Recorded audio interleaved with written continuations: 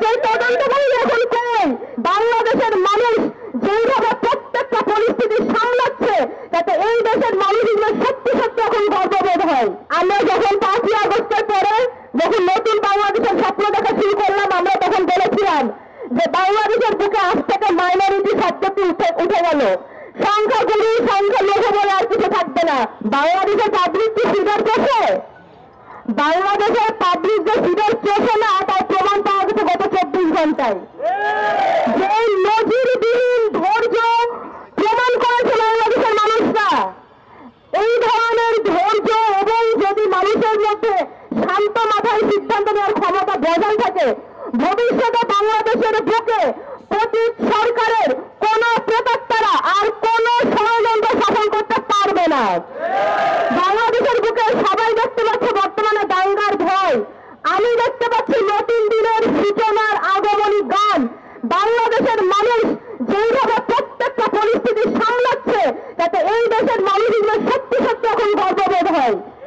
কালকে যেই পরিস্থিতি তৈরি করেছিলেন উগ্রবাদী সন্ত্রাসীরা এবং পার্শ্ববর্তী দেশের প্রোপাগান্ডা মেশিনগুলো, তারা বাংলাদেশের উপর দিয়ে রক্তযজ্ঞ হয়ে যেতে পারত। সরকারের উদ্দেশ্যে বলতে চাই, নাগরিক তার দায়িত্ব পালন করছে, এবার সময় এসেছে আপনারা আপনাদের দায়িত্ব পালন করুন। আমরা 5ই আগস্টের পর যে শপথ নিয়েছিলাম যে দেশ গঠনের শেষ রক্তবিন্দু দিয়ে পর্যন্ত একতা সংহতি বজায় রাখবো, দায়িত্ব পালন করবো, আমরা তা করছি। সিল্কোর সিল্ক অ্যান্ড শাইন, যাতে আছে আর্গান অয়েল ও ওট প্রোটিনের গুডনেস, যা আপনার চুলকে রাখে হেলদি অ্যান্ড শাইনিং। আপনাদেরকে বসানো হয়েছে জনগণের দায়িত্ব পালন করার জন্য। আপনারা যদি না করতে পারেন আপনাদেরকে জবাবদিহিতা দিতে হবে। আপনারা এবার জবাব দেওয়ার জন্য প্রস্তুত হন। পতিত সরকারের যত কুলাঙ্গার প্রেতাত্মারা এখন পর্যন্ত প্রশাসনকে কাজ করতে দিচ্ছে না, আমাদের সময় আমাদের ফোন ট্র্যাক করে করে খুঁজে বের করে ছাত্রনেতাদের জেলে পড়া হতো। সেই তদন্তকারী এখন কই? সেই ডিজিএফআই এখন কই? সেই সমস্ত মেকানিজম এখন কোথায়?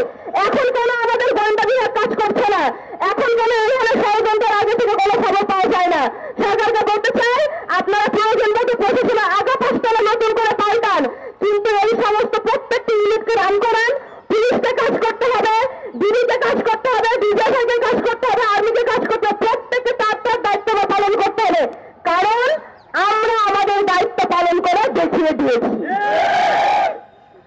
বাংলাদেশের মানুষ, আমরা যখন 5ই আগস্টের পরে যখন নতুন বাংলাদেশের স্বপ্ন দেখা শুরু করলাম, আমরা তখন বলেছিলাম যে বাংলাদেশের বুকে আজ থেকে মাইনরিটি শব্দটি উঠে গেল, সংখ্যাগুলি সংখ্যালঘু বলে আর কিছু থাকবে না। প্রত্যেকটি এই জুলাই বিপ্লব যতটা আবু সাইদের ছিল ততটা হৃদয় তরোয়ার ছিল।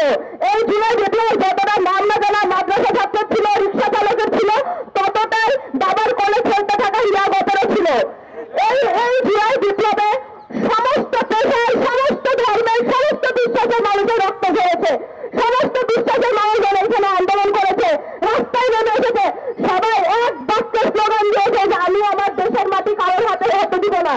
এই স্লোগানের পর দেশের পতাকাকে এইভাবে আগ্রহ ধরার পর